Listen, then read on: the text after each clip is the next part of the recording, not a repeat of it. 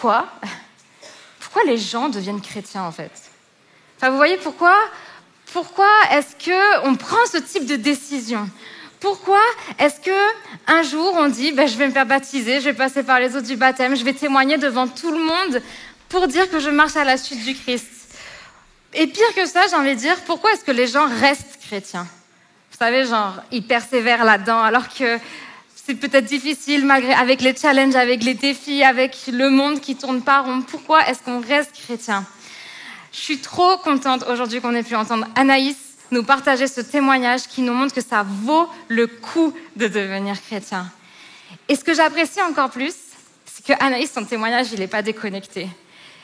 Je suis sûre qu'ici, on est très nombreux à dire aussi « je suis d'accord » avec le fait que ça vaut le coup de tout donner pour suivre Jésus. Et ce matin, j'aimerais vous inviter à regarder plus précisément en quoi ça vaut le coup. Et qu'est-ce que ça veut dire, suivre Jésus? Il y a un personnage dans la Bible qui me touche particulièrement et j'ai décidé ce matin de vous partager peut-être son commencement. Il s'agit de Pierre. Pierre, on le connaît peut-être surtout pour après. C'est devenu un grand disciple, un grand apôtre de Jésus. Mais au début, en fait, il faut le dire, Pierre, c'était juste un gars normal. Un gars... Enfin, pas comme moi, parce que du coup, je suis une fille, mais... comme... un gars normal. Il avait un job, il avait une famille. C'était pas, vous voyez, particulièrement un intellectuel. C'était pas un religieux, un théologien. C'était juste un gars dont la vie a basculé en une journée. Tout a basculé en une journée. Et j'aimerais vous inviter à regarder à ce jour-là. Le jour où tout a basculé dans la vie de Pierre. On va lire dans l'évangile de Luc, au chapitre 5, les versets 1 à 11. Un jour, Jésus se tenait au bord du lac de Génézareth et la foule se pressait autour de lui pour écouter la parole de Dieu. Il vit 2 barques près de la rive. Les pêcheurs en étaient descendus et lavaient leurs filets. Jésus monta dans l'une des barques qui appartenait à Simon qui plus tard sera appelé Pierre, donc j'avoue je l'appelle déjà Pierre pour là, mais la barque appartenait à Simon. Et il pria celui-ci de s'éloigner un peu du bord. Jésus s'assit dans la barque et se mit à donner son enseignement.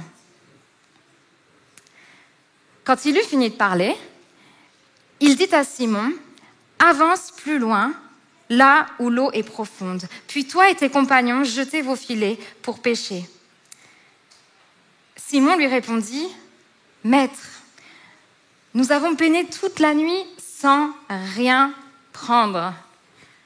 Mais puisque tu me dis de le faire, je jetterai les filets. » Petite mini-pause ici. Imaginez juste un petit peu la scène quand même. Vous voyez ce qui se passe là ? Pierre a fini sa journée de travail, c'était un échec, il nettoie les filets et Jésus lui dit « Non, allez, on y retourne et on va jeter les filets. » Pierre, c'est qui ? Un pêcheur professionnel, c'est son métier.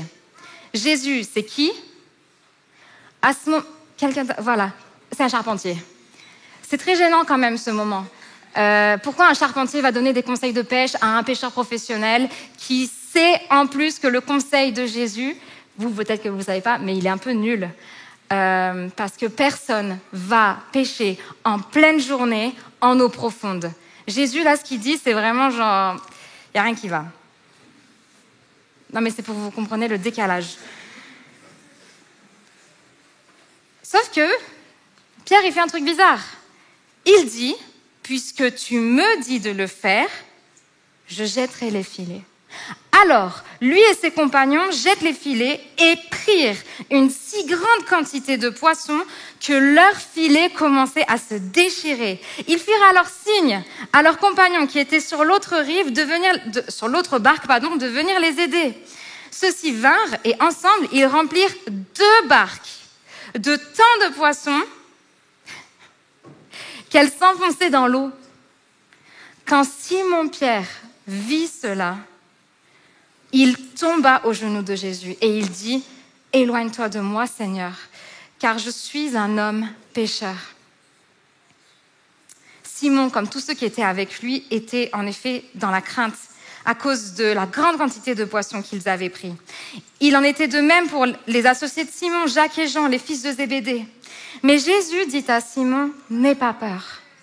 Désormais, ce sont des êtres humains que tu prendras. » Ils ramenèrent alors leur barque à terre et laissèrent tout pour suivre Jésus. Mesdames et messieurs, voici le jour où tout a basculé dans la vie de Pierre. Et je crois que ce récit peut être aussi un modèle pour nous. Pas parce qu'on va tous quitter nos jobs pour devenir des prédicateurs comme Pierre, mais je crois parce que Dieu agit souvent selon les mêmes schémas, les mêmes étapes. J'aimerais vous inviter à voir ce récit sous 3 étapes. Premièrement, la rencontre. Deuxièmement, la relation en cœur à cœur. Troisièmement, l'engagement. Est-ce que vous êtes prêts ? S'il vous plaît, dites oui, parce que j'ai vraiment rien préparé d'autre. Alors, oui. Alors, premier élément de ce récit, la rencontre. Un élément qui est valable, je pense, pour nous aujourd'hui aussi. Pas je pense, je suis sûre. Ce n'est pas nous qui venons à Dieu, c'est lui qui vient à nous. Regardez, cette rencontre entre Jésus et Pierre est complètement folle. Pierre, il n'a rien demandé. Il était juste là au travail et Jésus monte dans sa barque. Il s'invite dans sa vie ordinaire. Des fois, je trouve ça intéressant parce que toute la Bible parle de ça, que Dieu est premier, que Dieu prend l'initiative et qu'il veut s'approcher. Il ne veut pas rester loin, mais il veut être tout proche de nous. Et je trouve ça intéressant de voir que des fois, moi, je peux me sentir loin de Dieu. Alors j'ai un vieux réflexe, c'est de faire plein d'efforts pour essayer de m'approcher de Dieu. Alors comprenons bien, ce n'est pas des mauvaises choses de faire des efforts. Mais c'est fou de croire que ce sont ces efforts-là qui vont faire que Dieu va être juste à côté de moi. Jésus ne dit pas à Pierre, va te laver, prie un peu plus, deviens un peu plus spirituel et ensuite je viendrai. Non, il vient là où Pierre est. Il vient jusqu'à lui, jusque dans sa barque. Il va jusqu'à la banalité de son quotidien et j'ai envie de dire de notre quotidien aussi. Même au cœur d'une journée ratée. Faut le dire, Pierre il a passé une nuit pourrie. Est-ce que vous connaissez ce genre de journée où rien ne va? Vous savez, les journées peut-être au travail ou à l'école où c'est un scénario catastrophe. On se demande quand est-ce que ça va s'arrêter. On arrive à la fin de la journée, on est sur les rotules. Ou ça peut arriver aussi en vacances. Par exemple, allez, on décide d'aller à la mer et il y a des bouchons. 8 heures plus tard, on arrive à la mer et il n'y a pas de place. Et enfin, on trouve de la place et il n'y a pas de l'ombre pour mamie. Et quand enfin on se dit, allez, on va aller se baigner, les enfants se perdent dans la mer. Enfin, voilà. Donc ça, c'est exactement ce qui nous est arrivé lundi dernier en famille, cette journée-là. Et si, à la fin de cette journée-là, Jésus vient te voir et te dire, j'aimerais monter dans ta barque. Oui, je sais, t'es fatigué, oui, je sais, tu viens de vivre un échec, mais j'aimerais passer un moment avec toi maintenant. J'aimerais aller en eau profonde avec toi. Qu'est-ce que vous répondrez? Jésus ne nous attend pas plus tard, quand tu iras mieux. Il vient dans ta réalité aujourd'hui. Et j'avoue que je suis vraiment émerveillée par l'audace de Pierre. Pierre, il ne dit pas « reviens demain ». Il dit « pourquoi pas ». Pourquoi pas accueillir Jésus maintenant dans l'état dans lequel je suis? Pourquoi pas aller en eau profonde avec lui, sortir de ma zone de confort, oser retourner sur le terrain de l'échec? Pourquoi pas rejeter les filets, refaire ce geste que j'ai fait des centaines de fois? Une fois, quelqu'un m'a dit, j'ai prié une fois, ça n'a rien donné. J'ai donc compris que Dieu, c'était pas pour moi. Et là, vous savez, ça m'attriste énormément, parce que moi, je sais que Dieu, il est pour toi. Enfin, ça, c'est pas la question. Mais j'ai envie de te dire, si tu es dans cette situation, et si tu réessayais? Et si tu relançais les filets? Une amie à ma cousine a dit une phrase qui m'a énormément touchée.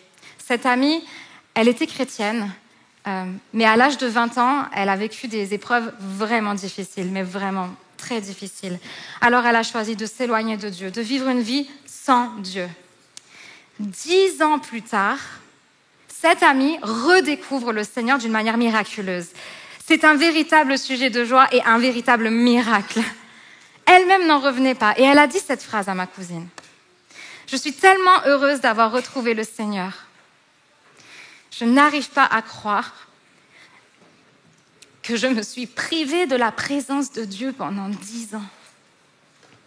Chers amis, ne nous privons pas de la présence de Dieu. Ce récit nous dit que la présence de Dieu est abondance. Mais regardez les poissons. Est-ce que quelqu'un peut essayer de les compter?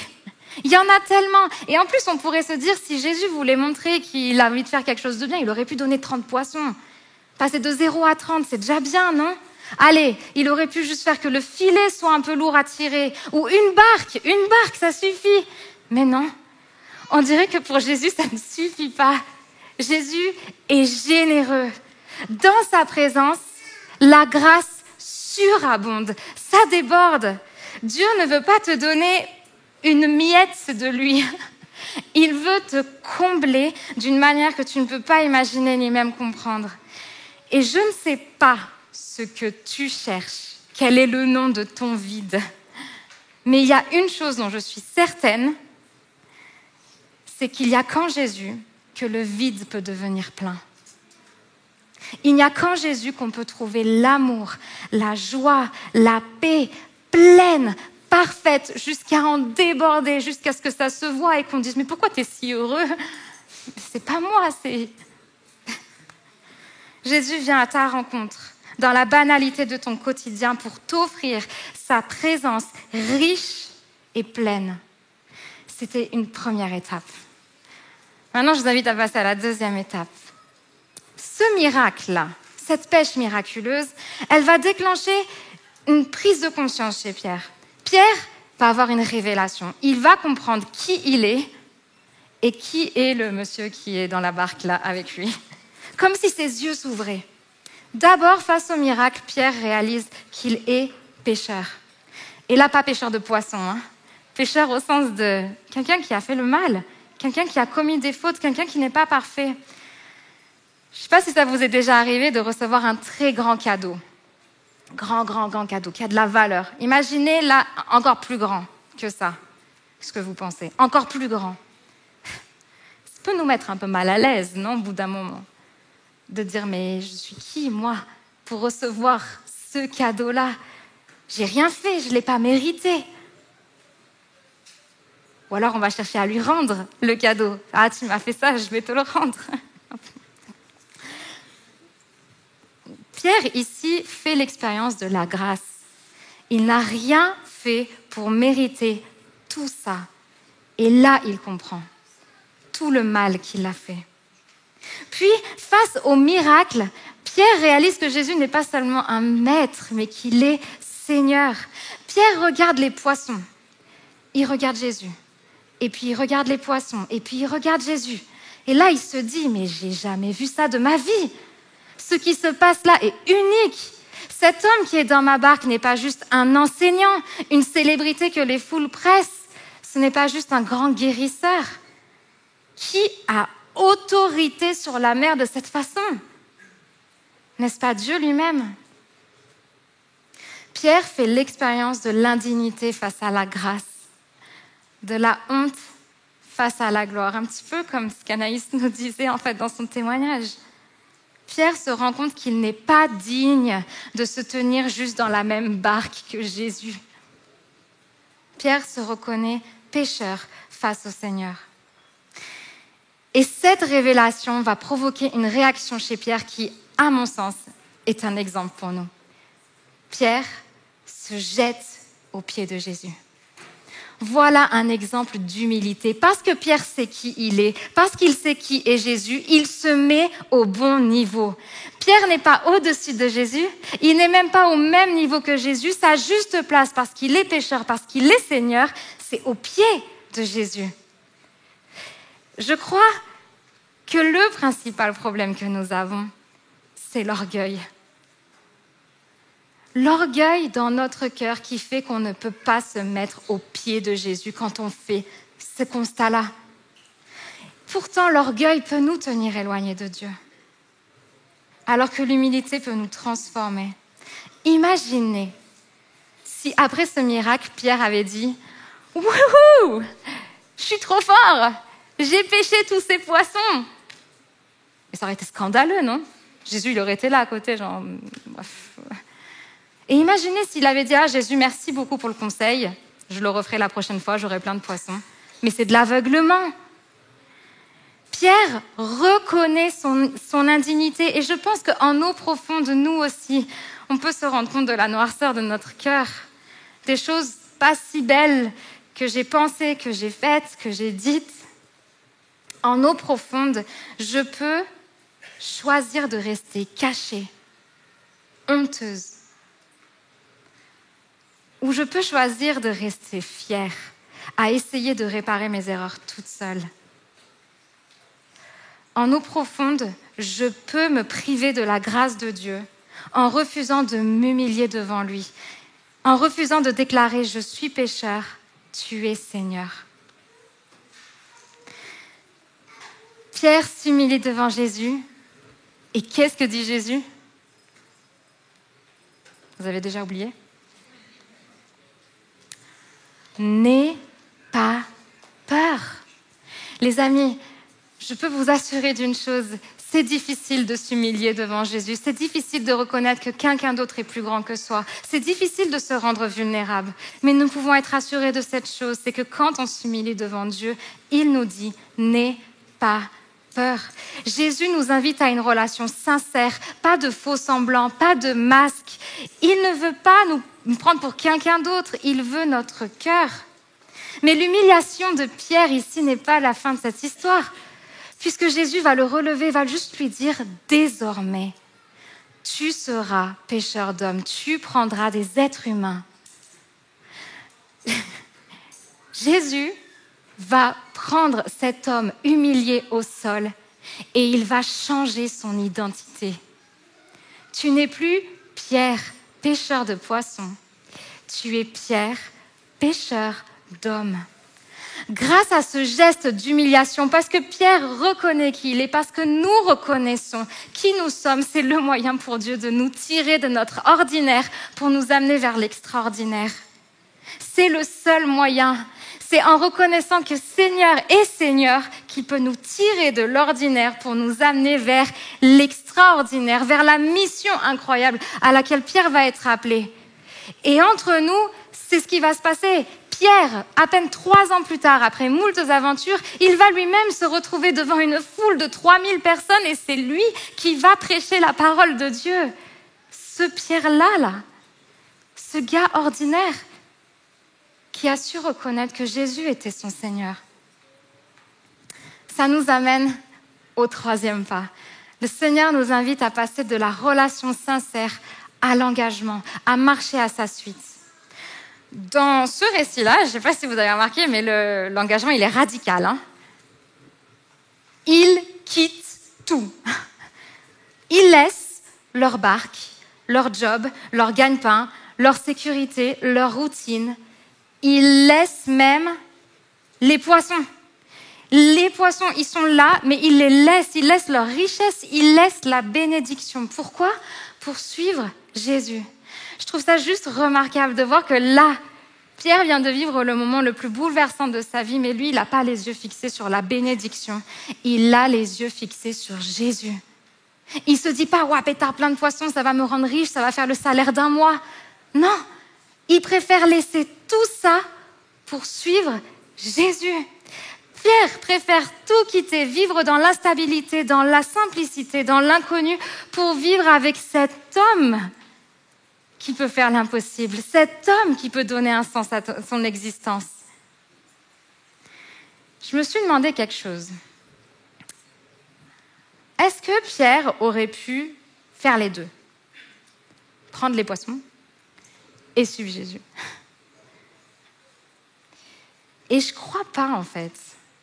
Dans ce cas-là, je ne crois pas. Choisir, c'est renoncer. Je ne peux pas, vous savez, marcher à droite et à gauche en même temps. Si je choisis de suivre Jésus, alors je dois tourner le dos à ce que je choisis de quitter. Suivre Jésus, c'est déplacer mon centre de gravité du bateau à Jésus. C'est décider qu'à partir de maintenant, ce ne sont plus mes préoccupations qui vont orienter ma vie, ce n'est plus mon travail, ce n'est plus mes richesses, ce n'est plus ce que je crois qui va m'apporter le bonheur, ce n'est plus tout ça, mais c'est Jésus. Je ne veux plus vivre en me conformant aux normes de ce que le monde dit qu'on doit vivre, mais je veux me conformer à ce que Jésus dit de moi. C'est un sacrifice, oui. Mais en fait, vraiment, je suis convaincue que c'est pas du tout un sacrifice vide, puisque c'est pour suivre Jésus. C.S. Lewis a dit cette phrase. Je vous encourage à lire C.S. Lewis. Il est trop, trop bien. J'aime trop le lire en ce moment. Là, c'est mon... Voilà. Il dit cette phrase, je trouve merveilleuse. Il dit qu'il y en a qui croient que devenir chrétien, c'est désirer moins. C'est renoncer à tout pour juste avoir Jésus. Mais il dit que ceux qui pensent ça se trompent. Devenir chrétien, c'est désirer plus. Il dit cette phrase: « Nous sommes des créatures tièdes qui nous amusons avec l'alcool, le sexe et l'ambition, alors qu'une joie infinie nous est offerte. Nous sommes comme un enfant ignorant qui veut continuer à faire des pâtés de sable dans un bidonville parce qu'il ne peut imaginer ce que signifie l'offre de vacances à la mer. En Jésus, nous avons la vie à plein potentiel. En Jésus, nous sommes alignés avec le ciel. En Jésus, nous ne vivons pas que pour nous-mêmes, nous vivons pour la cause de ce monde. En Jésus, nous n'avons plus peur du péché, nous en sommes libres, nous n'avons plus peur de la mort. Jésus l'a vaincu à la croix. La vie à son plein potentiel est avec lui. En Romains 8, au verset 31, on lit « Que dirions-nous de plus ? Si Dieu est pour nous, qui sera contre nous ? Lui qui n'a pas épargné son propre fils, mais l'a livré pour nous, comment ne nous fera-t-il pas totalement grâce avec son fils ?» Vous savez, en préparant cette prédication, je me suis demandé sincèrement, est-ce que ça vaut le coup de suivre Jésus? Parce qu'il y a un coût. Et Dieu m'a juste montré la croix. Et il m'a dit, tu valais la vie de mon fils. Si Dieu a donné son fils pour toi, est-ce que ça ne vaut pas le coup de perdre la tienne pour lui? En Jésus, ta vie ne sera jamais une perte.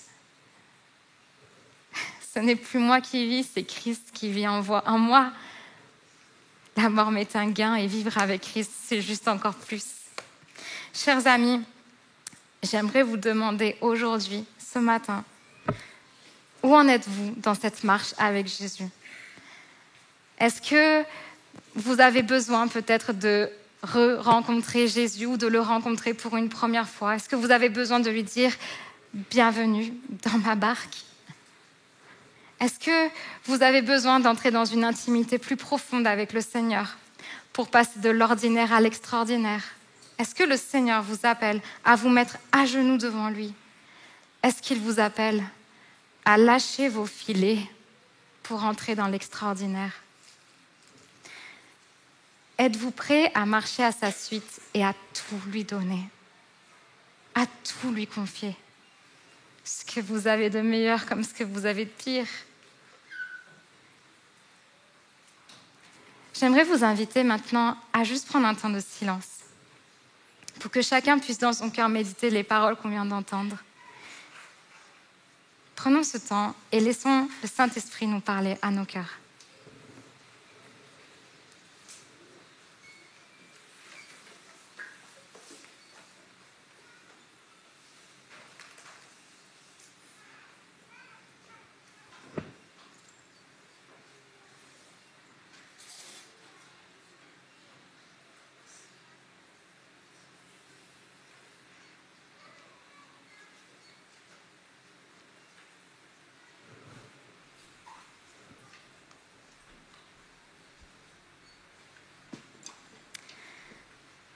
Seigneur, merci pour ta présence au milieu de nous. Merci pour cette grâce que tu nous fais de t'approcher de nous, de venir jusqu'à nous. Père, merci parce qu'alors que nous étions faibles, sans force, tu es venu jusqu'à nous. Tu as posé ta main sur notre épaule et tu nous as dit « N'aie pas peur ». Seigneur, merci parce que tu ne veux pas juste, disons-nous, faire du bien, mais tu veux nous donner la vie à plein potentiel. Seigneur, merci parce que nous savons que c'est uniquement en toi qu'il y a tout ce dont nous avons besoin. Alors Père, nous te prions, sois notre centre de gravité. Viens nous attirer encore plus à toi. Viens nous remplir de ta présence, de ta joie, de ta paix, de ton amour pour que le monde puisse voir qui tu es, quel Dieu merveilleux que tu es. Seigneur, je reconnais publiquement de nouveau que tu es la meilleure décision que j'ai prise de ma vie. Et ce matin, je veux que tu juste te révèles à nous d'une manière particulière. Viens toucher nos cœurs, viens toucher ce à quoi on est encore accroché et que tu nous demandes de lâcher. Père, viens t'approcher de nous, viens nous attirer à toi et que ta gloire rayonne en ce lieu. Amen.